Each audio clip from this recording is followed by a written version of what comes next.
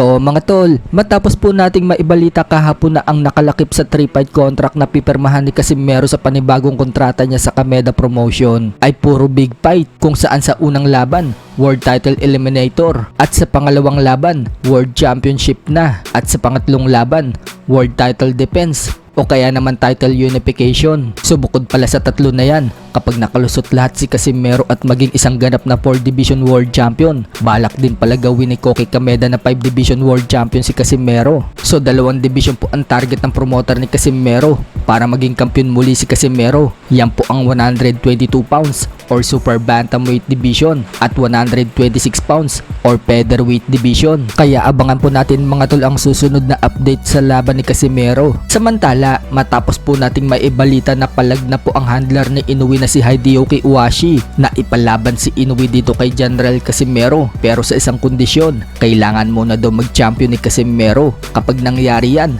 posible na daw mangyari ang Inoue versus Casimero. So may mga hindi po naniniwala na sinabi po yan ng handler ni Inoue, kahit na may article na po tungkol dyan. Kaya naman, hinanap pa natin mismo ang video kung saan sinabi po yan ng handler ni Inoue. So panoorin po natin mga tol ang sinabi na Hideyuki Uwashi nung makapanayam ito sa YouTube. Naka-autodub na po yan mga tol. But Melo won the other day, right?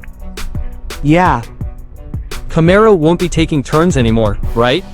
Oh, Melo.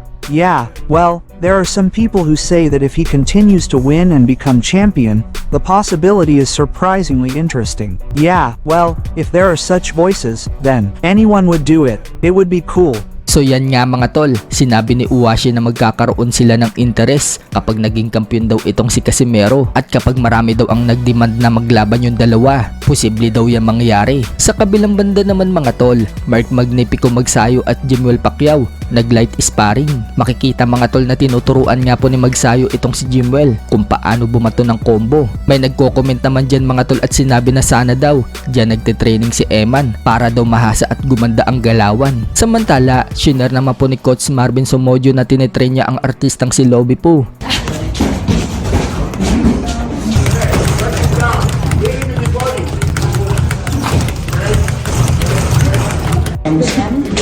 Kami sa Fernando po.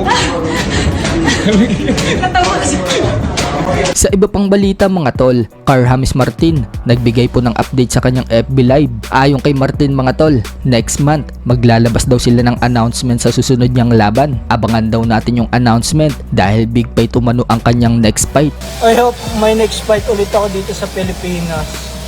Kasi next fight ko soon to announce na, pero big fight. Announce natin next month. Pero big fight to. Big fight. Abangan nyo.